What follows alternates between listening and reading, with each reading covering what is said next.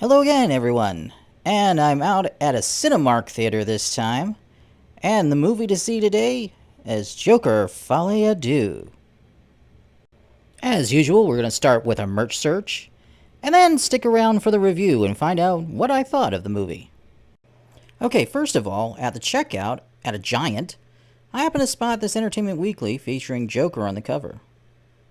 And now here's some of the more expected things like toys. Here's a Batmobile Lego set featuring Harley Quinn, and another Batman Lego set with the Joker and his own little Joker car there.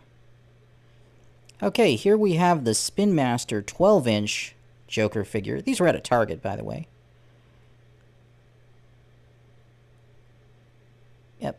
And this is also from Spin Master. This is from their 4-inch line, but it's an all-silver Joker action figure. And this is the McFarlane Toys Batgirl action figure, but a Jokerized version of Batgirl, so I thought it was worth including here.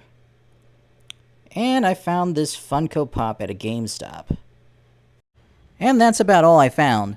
But for Joker merchandise, I think you'll have better luck looking online anyway, and I did include some of that here. I went to the Warner Brothers online shop and selected the DC shop. And here you see a Joker lamp, very expensive, stickers, t-shirt, mug, Mr. J mug, more t-shirts and sweatshirts.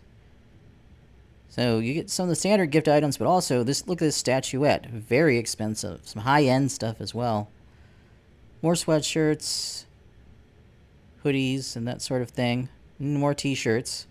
So a wide variety of that if you're looking for Joker or Harley Quinn merchandise. So, yeah, that's pretty much it. You'll find a few high-end collectibles mixed in with your standard gift item fare.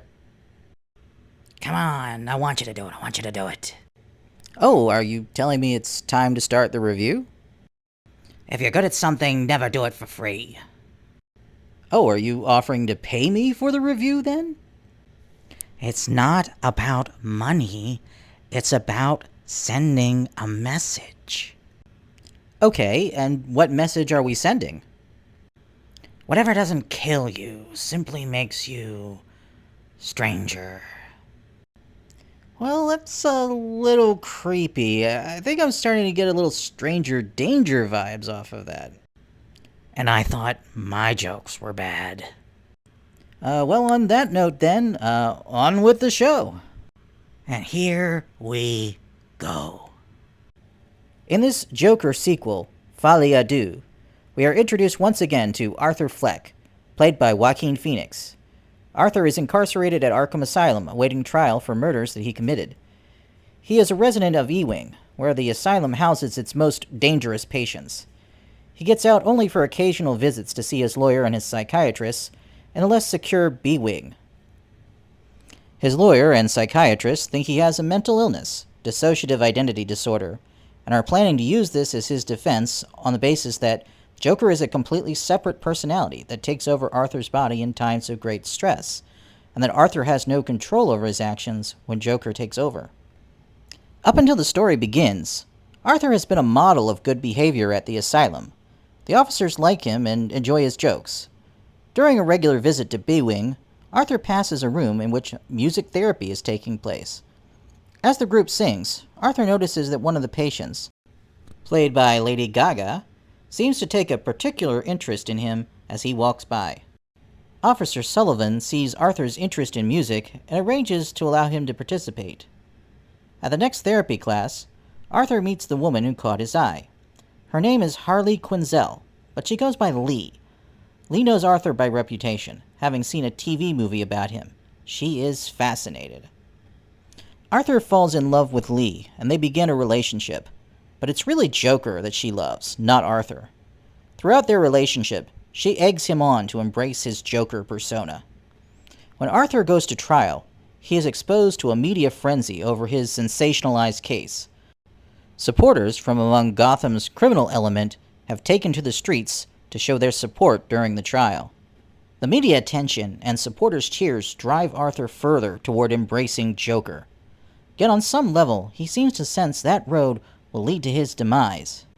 With a death sentence hanging in the balance, or at best an indefinite continuation of his stay at Arkham, Arthur must battle his inner demons to figure out exactly who he wants to be as he faces his trial. If the first Joker movie was an origin story that attempts to answer the question, who is the Joker and how did he come to be, you might expect Folie à Deux to be about how the Joker rose to power in Gotham's criminal underworld to become the clown prince of crime. But this sequel takes an unusual approach. It rejects not just the prior movie's origin, but whether it's even the right question to ask. Folie à Deux asks not who is the Joker, but rather what is the Joker, and gives not one definitive answer, but several different answers from several different characters' points of view. To Arthur's attorney, whose job it is to defend him, Joker is a malicious alternate personality that takes over the innocent Arthur's body when he is threatened. To Harvey Dent, the prosecutor, Joker is just a character, played by a dangerously disturbed man who fancies himself an entertainer and is prone to outbursts of extreme violence. To Lee, Joker is a kindred spirit and her partner in crime, with whom she will burn the world down. To the witnesses called to the stand in his trial, he is a monster to be feared and avoided. To his supporters in the streets, he is the spearhead of an anarchist movement trying to tear the system down. To the media, he is the next big rating sensation to cash in on. And at the center of it all is Arthur Fleck, whose life and future hang on the answer to this question.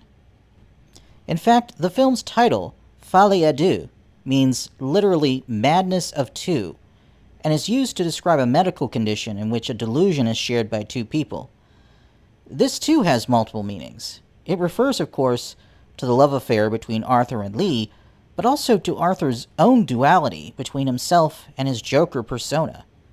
It can refer to the public and Arthur's shared obsession with the Joker as well.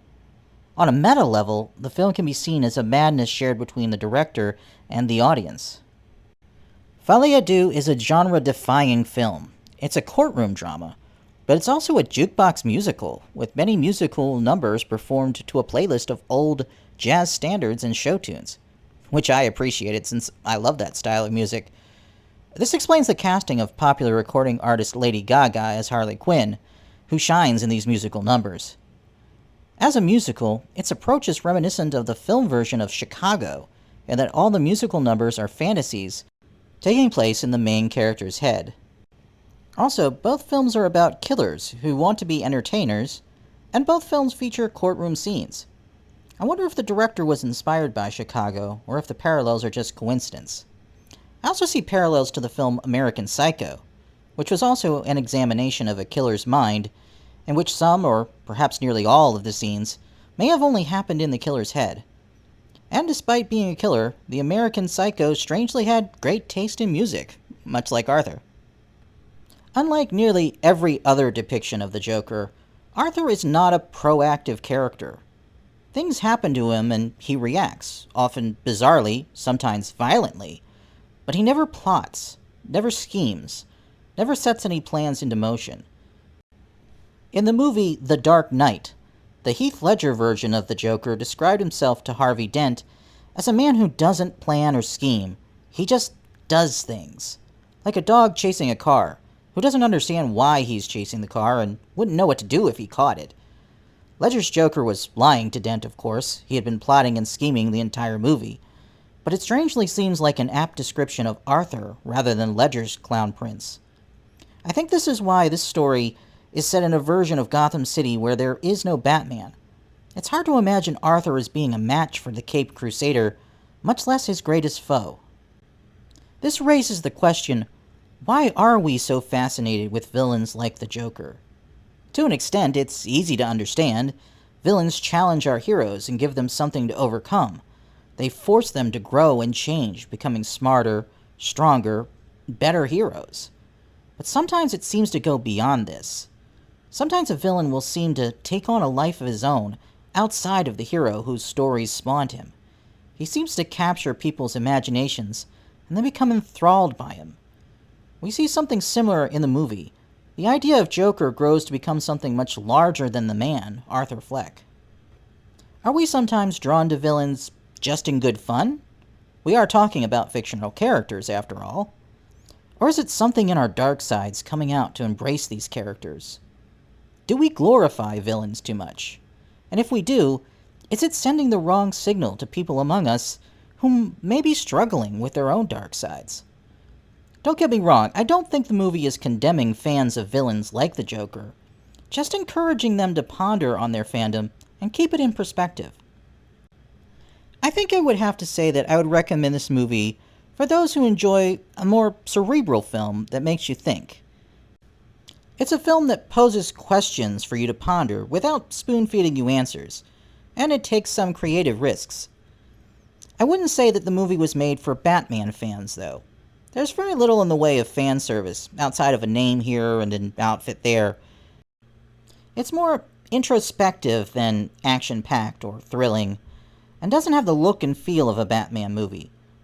The Joker theming is only window dressing. If you changed a few names, you could completely drop any connection to the Joker and end up with the same movie. Folie à Deux is about examining the mind of a troubled man who doesn't fully understand his own mind himself. And it's about examining the way the world reacts to such a man.